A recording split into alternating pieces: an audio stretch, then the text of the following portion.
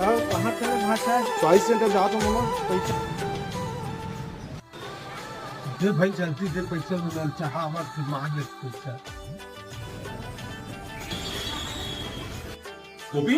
ये क्या कर आज नहीं यार ए भाई भूखा लेबर आ रहे हैं भाई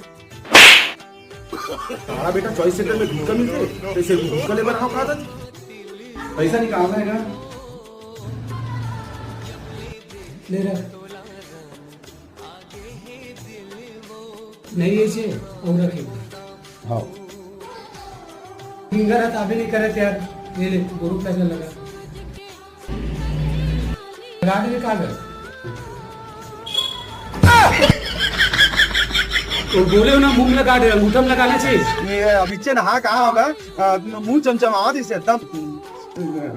कैसे कैसे लोग रहते हैं यार यहाँ पर।